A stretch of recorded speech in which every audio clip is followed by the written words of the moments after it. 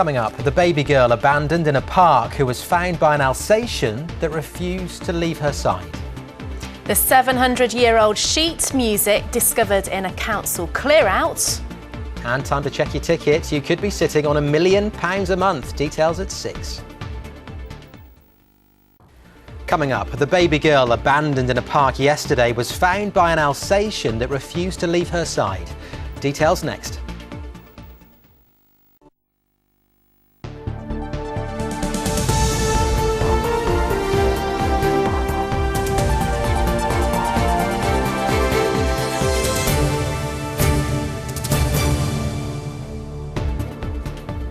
Hello, you're watching ITV News Central. Tonight's main stories. The first pictures of baby Jade, named after the dog that found her in a park in Birmingham. She went to the bag, and she wouldn't come away. He was calling her and she wouldn't come. As bonfire celebrations begin, firefighters walk out. The medieval music lost for 6 centuries, found in a council clear-out. And what would you do with £1 million a month? The search is on for a Euro Millions winner.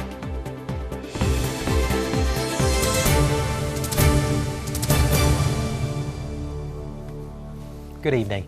A newborn baby girl found abandoned in a carrier bag may owe her life to an Alsatian that stood by her to raise the alarm. The baby has been named Jade after the pet dog that rescued her. Jade is said to be doing well in hospital despite being left in bushes in a park. Police have renewed their appeal for her mother to come forward. Keith Wilkinson reports. Baby Jade in hospital. Staff say she's alert, happy and contented. Over the next couple of days, she's expected to make a full recovery. Yesterday, she was found here by an Alsatian dog in a carrier bag in a park at Stetchford in Birmingham. This man, who wants to remain anonymous, is a friend of the owner of the dog. He says the baby owes her life to the dog, and he says the Alsatian deserves a medal for staying with the baby to force her owner to investigate.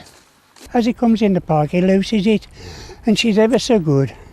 And she went to the bag, and she wouldn't come away. He was calling her and she wouldn't. So he's had to come over to hook her up. And that's how you found the baby in the bag. So it's the dog, it's brilliant, really. All waiting for the police and he said, go and get a blanket or a sheet. And when I went in the house, and by the time I come down, the police and ambulance was there, so I was carrying the baby out. And if it hadn't been for the dog... The dog, we would have walked straight past. I've done it. It's down bags, and you don't go mooching in bags. You just walk past. Mm. So I was... So it's very lucky that the dog was there. Yeah. Deserved a dicking medal, that dog. The baby has been given the name Jade, the same name as the dog. Now police are trying to trace the baby's mother. There could be any sort of situation. Obviously, we're unaware as to why the baby was abandoned, whether there have been any medical complications. We just need to make sure mum is safe and well. It could be she's suffering no ill effects, but it could be, on the other hand, she is quite ill.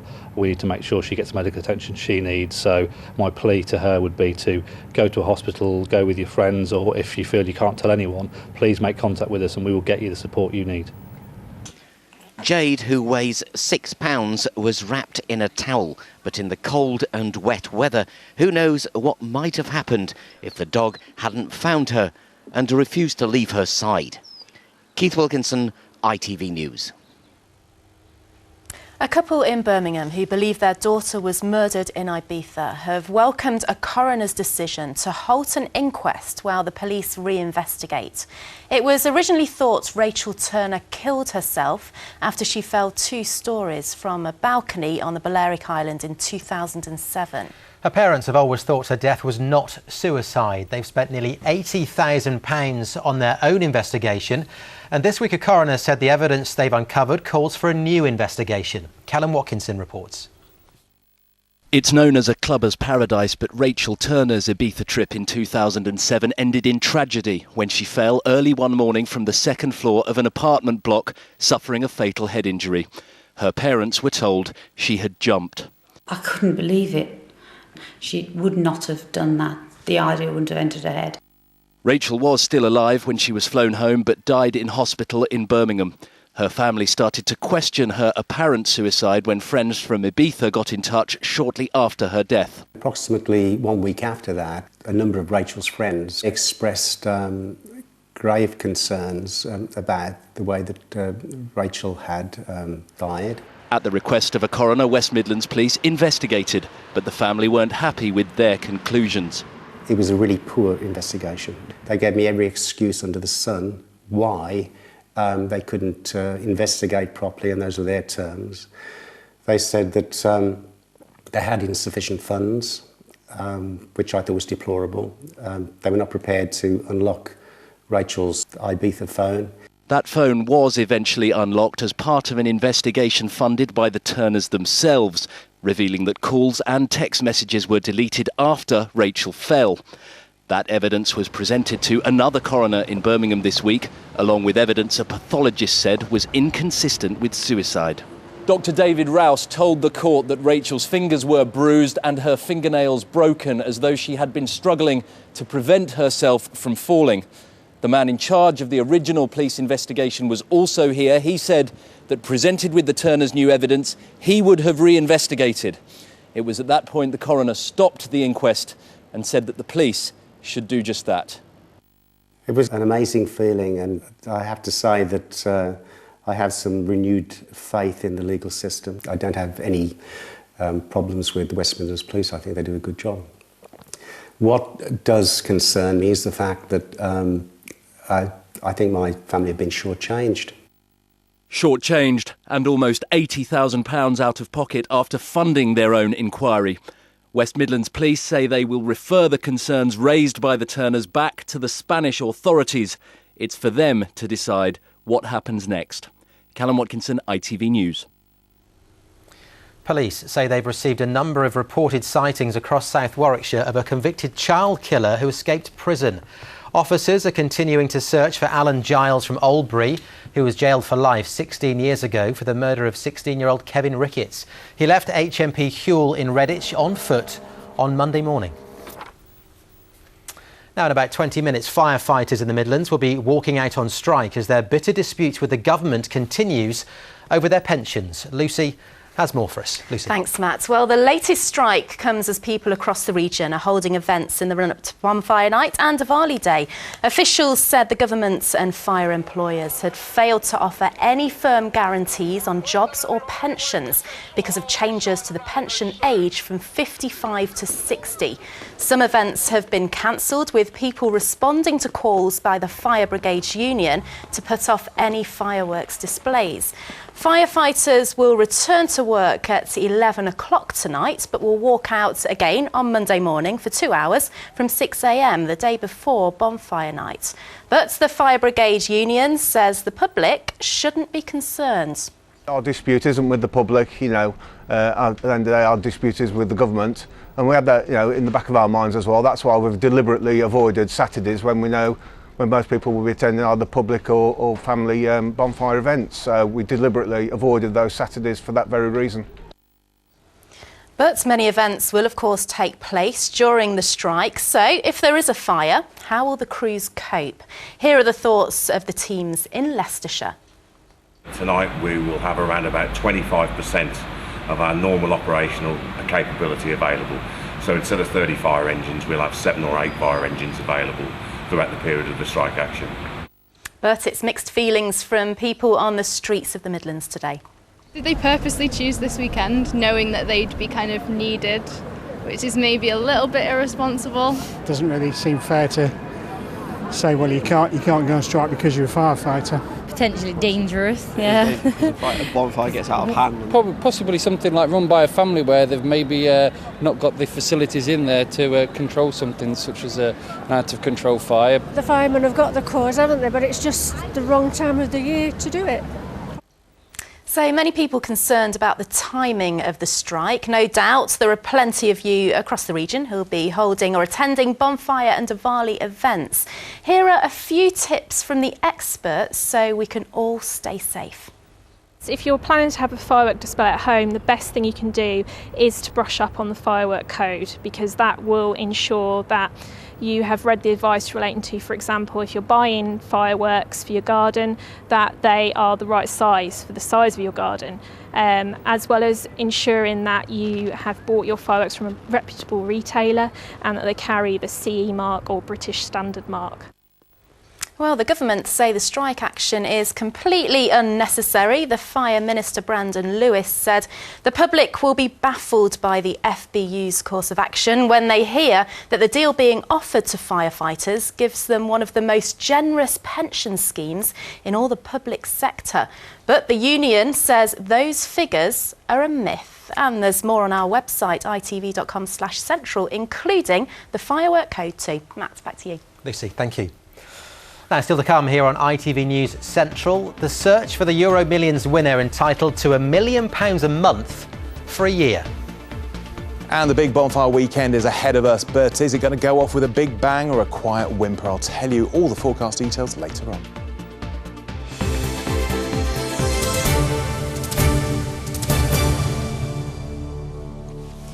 Before all that, though, an amazing story about something that's turned up after being lost for 6 centuries. Staff at the Council Records Office in Hereford had been busy sorting through thousands of boxes ready to move to a new building.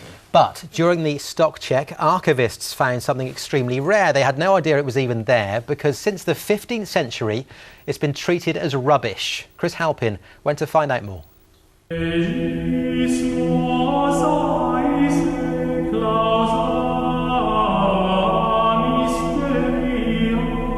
This parchment of medieval music was lost but is now found. It's in Latin and could date back as far as the 14th century, before Henry VIII dissolved the Catholic Church, when much of its history was lost forever. It is rare to find medieval music because so much of it was thrown away. And I don't think there are very many libraries in the country that have got more than several fragments of it. This would have come in about 40 years ago, and when it was catalogued, all the catalogue says, we checked it immediately, and it just said court rolls covered in old music. So it was a genuine surprise to us, and it's basically doubled our holdings of medieval music. It seems the composition survived because it was used as wrapping paper.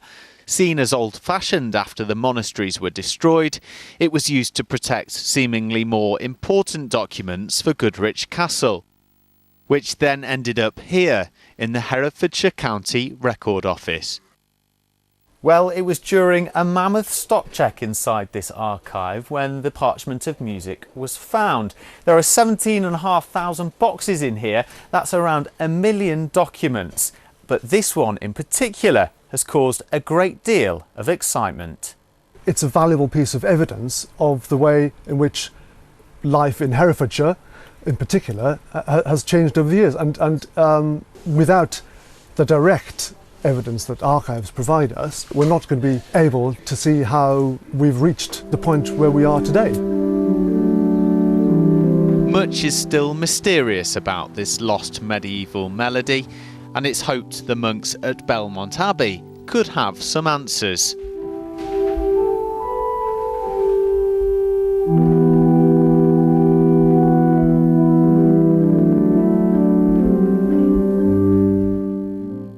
This is the actual tune played for the first time in more than 600 years. It would have been sung as a Gregorian chant by a choir in a monastery. But although the parchment itself has been missing, it seems the melody and words haven't. The good thing is, of course, that the music on that sheet alone is still alive and kicking and in use today in this book. But you see, the thing is, while it was being destroyed in England, it was being preserved and sung elsewhere, and so it wasn't lost and has found its way into these books. Which means the single page discovered in the archive would have belonged to an entire hymn book. So with just 20% of the record office sorted so far, there could well be more surprises to be uncovered. Chris Halpin, ITV News, Hereford.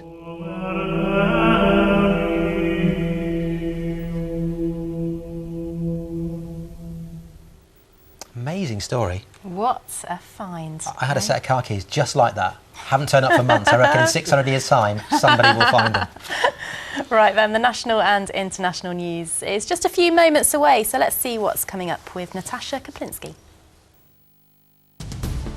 The latest from the phone hacking trial, Prince Harry and a list of celebrities targeted by the News of the World. The prosecution claim hacking led to a story that the Prince had broken rules when he was at Sandhurst and that the then editor knew what was happening. Firefighters on strike across England and Wales. Just as many families are preparing to have bonfire parties tonight. And why a dog's wagging tail reveals much more than you might think. Join Alistair Stewart and me at 6:30. And still ahead here on ITV News Central, the search for the Euro Millions winner who can claim £1 million a month. Hey, that's nothing. This man gets paid $1 million a week and he is worth every penny. Yes, I certainly am worth it, don't you worry. And actually, I've got a busy night tonight with football, rugby, and if you love sport and two wheels, I've got stars of the velodrome and the new World Superbike champion.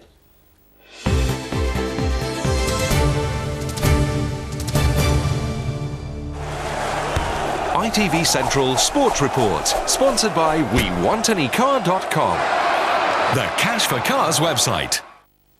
Former Aston Villa captain Ian Teale says now is not the time to panic despite his club being just 2 points clear of the relegation places.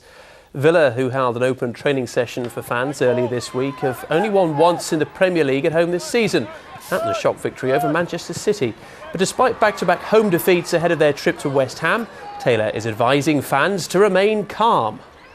Everyone looks at Christmas as a bit of a barrier, really. I don't. I think the season, it goes up until May, and a lot of things can happen between now and then, even after Christmas, as we've seen in the past.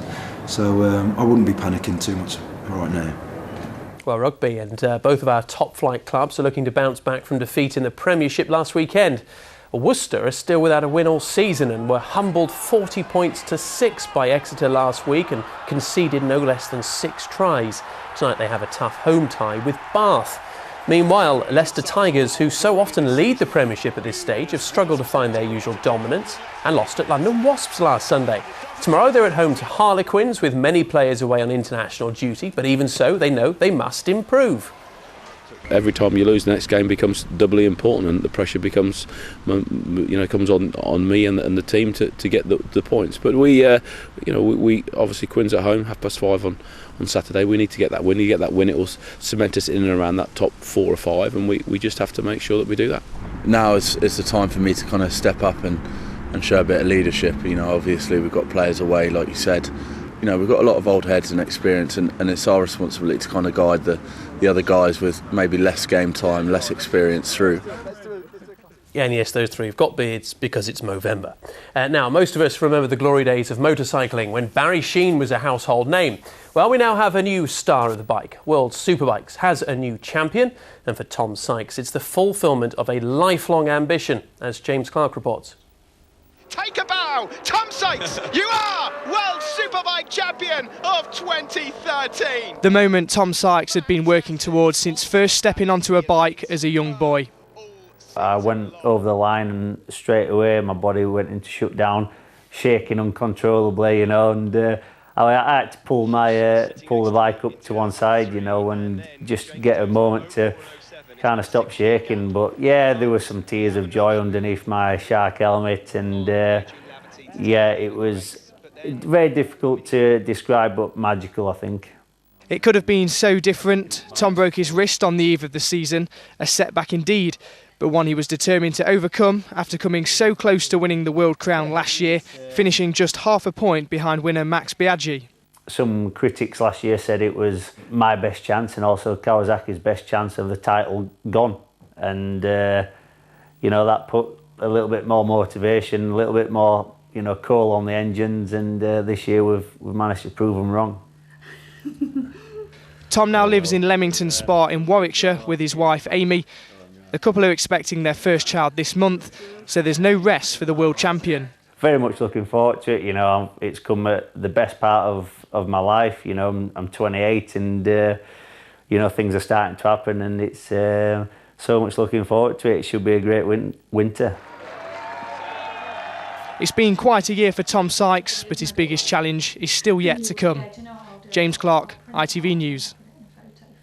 But it's a challenge he'll enjoy. Well, from motorbikes to pedal bikes. For the first time since last year's London Olympics, Great Britain's top cyclists will be competing on English soil, racing for gold at the World Cup this weekend.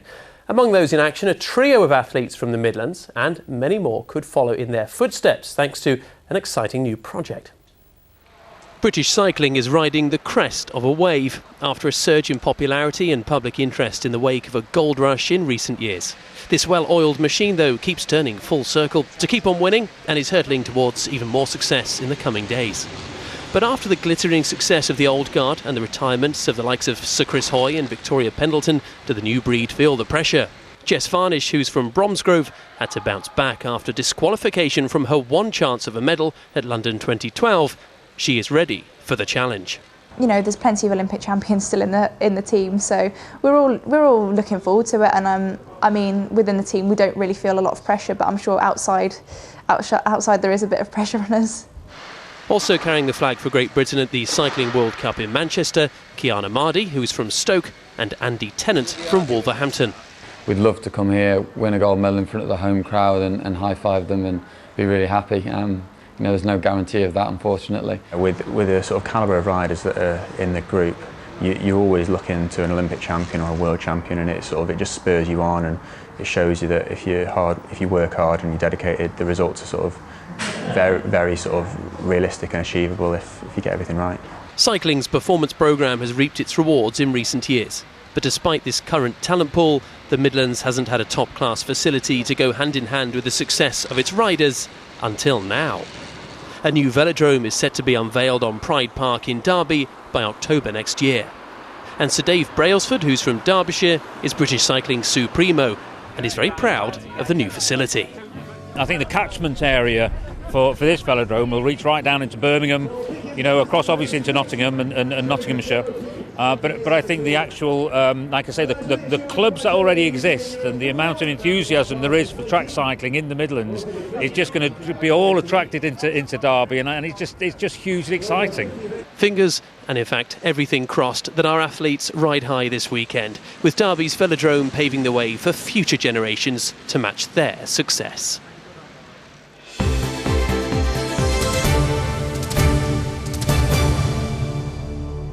Good luck to all our teams this weekend, including Leicester, grudge match at Watford, who knocked them out of the playoffs last year. You can hear from Nigel Pearson on that at itv.com/central.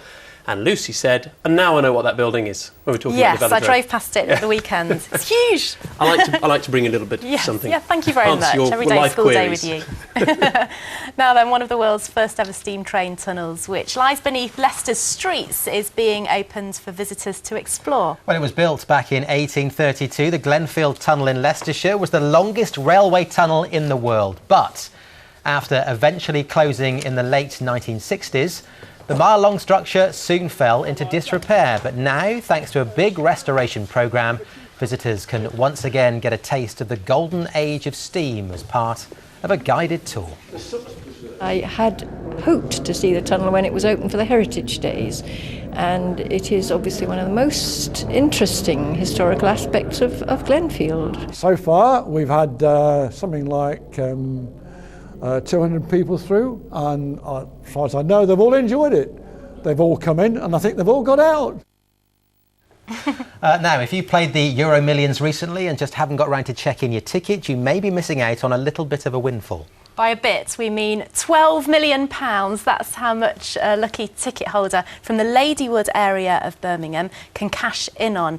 £1 million a month for a year. Well, the winner bought a Euro Millions millionaire raffle ticket back in May. Today, the search to find them reached Birmingham's canals.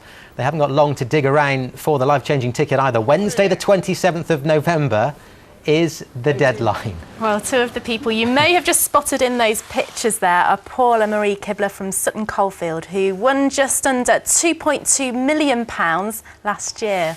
Yes, they join us in the studio now. Good evening to you. Thanks for coming in. Evening. First question, is there any left? Yeah, we're quite careful, really. Okay, I just thought I'd ask. So the guys who haven't claimed this ticket stand to win a little bit more than you won. Yeah. I guess you're just urging them to come forward and you know, they could be sitting on such a fortune. Oh yeah, that would be wonderful. That would be our dream, to get them out here, like, and they've won it and they've actually claimed the prize. We would think that was wonderful, because, you know, we've had such wonderful times with ours. We'd love it to happen to somebody else. What's it been like? So talk us through. You won that money, then what? What did you do? Well, we were in shock for quite a long time, weren't we, poor, really? And then we paid our mortgage off. We bought cars for ourselves and the family. We gave the family cheques. We went on holiday, took the whole family on a cruise. Nice. We've had Has it been Rolex life-changing, this 2.2 million? Absolutely, for us, because we were really just very ordinary people living, you know, well, hand to mouth, slight exaggeration, but we weren't very well off, put it that way. I've always wondered, when people win such a huge amount of money, after you bought the cars, the clothes, the house, you paid off your friends' mortgages or whatever it is you choose to do with it, what do you do then? When all that's worn off, does it wear off? Carry on going on holiday, really. No, you do go back to, well, we always did have an ordinary lifestyle. We've always kept our feet on the ground. It hasn't really changed us. I still go to work, you know, so I'm quite happy. Yeah, I'm a gardener and I work for myself, so I love it. He loves it, don't you? He likes his, you know, all his customers, they love him, he enjoys it. I love my tap dancing, I love my keep fit with my Rosemary Connolly. I just do ordinary things that everybody else does out there, but I'm just not so worried about money, you could say. So it does make you happy then, all this money? Definitely, and it makes your family, well, it makes you happy because you can help your family a lot, That is a wonderful thing. Do you think it's possible to win too much? I always think that, you know, winning a couple of million, 5 million would be great. Well, I don't think so personally, no. I think because you could give lots to, like, cancer research, lots to your other family, further advanced family out there, which we would love to do. So we've got this ticket that hasn't been claimed. What would you say to people out there who are yet to check their ticket? Get searching, search that house high and low, wouldn't you say, Paul? Definitely. Take it to upside down, I would, because it definitely changes your life. I mean, I always believed in angels, and when we won, I certainly do believe in angels, so somebody out there is going to be lucky and win it. Absolutely. Well, thank you very much for coming in. I feel very jealous now. Checking those tickets. Everybody check the tickets. Now, time for a quick look at the weather forecast. Here's James Wright.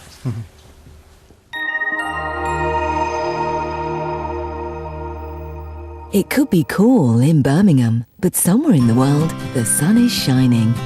ITV Central Weather, sponsored by Turkish Airlines. Good evening. If you're off out for the fireworks displays tonight or through the weekend, you might want your waterproofs because there is going to be some rain around. We've got a low pressure system nearby. It'll be crawling across northern parts of the UK through the weekend.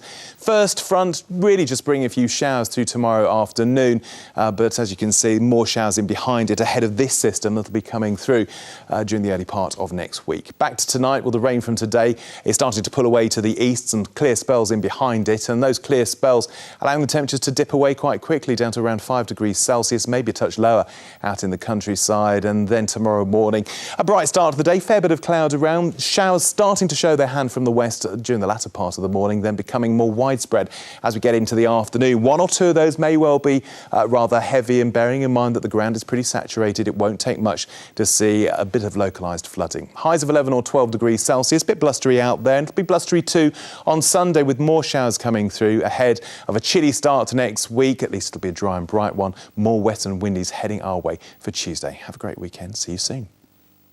ITV Central Weather, sponsored by Turkish Airlines.